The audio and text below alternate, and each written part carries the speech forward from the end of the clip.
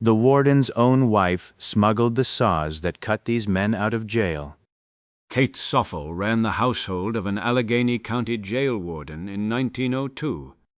But she'd fallen for a condemned prisoner, so she slipped him saws and a gun. Before dawn, the Biddle brothers sawed through the bars and vanished with her into a snowstorm. The escape ended in capture days later, and the story became Pittsburgh's biggest scandal.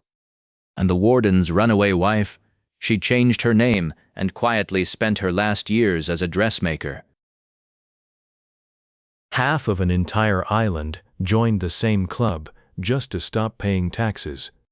On Buka Island in Papua New Guinea, a movement called the Hahalis Welfare Society took over.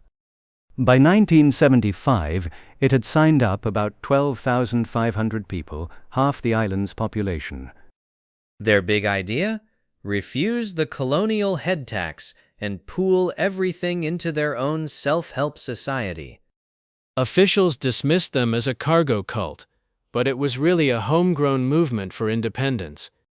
One tiny island, one giant club, half the population, all quietly rewriting their own future.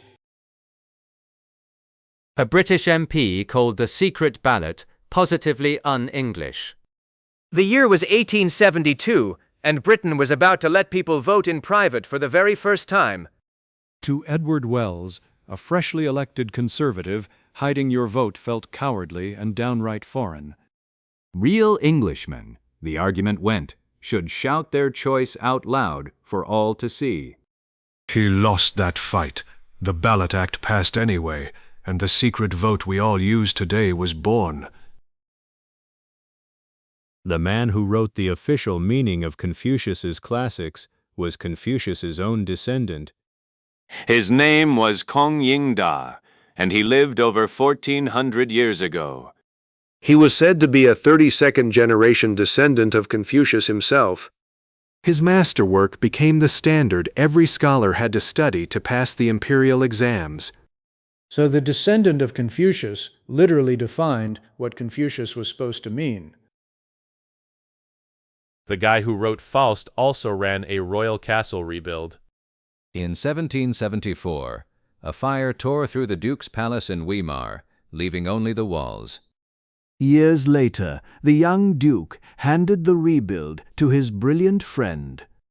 That friend was Goethe, Germany's greatest writer, now leading a construction commission. He even picked the architect himself, an Italian-trained designer he'd met in Rome. So the palace you see in Weimar today was shaped by the mind behind Faust. One man led 21 trade unions at the same time. His name was R.S. Uni, and he juggled all of them across 1970s India. Each union meant meetings, demands, and thousands of workers counting on one leader. Somehow, while running all of that, he also entered politics. He climbed to Deputy Speaker of the entire Kerala Legislative Assembly. From 21 picket lines to the seat of power, one relentless organizer. Schopenhauer's sister made art by cutting paper with scissors. Everyone knows the gloomy philosopher Arthur Schopenhauer. But his sister Adele was a celebrated author in her own right. And her real magic was slicing whole scenes out of a single sheet of black paper. Butterflies, dragonflies, delicate winged figures, all cut freehand by scissor.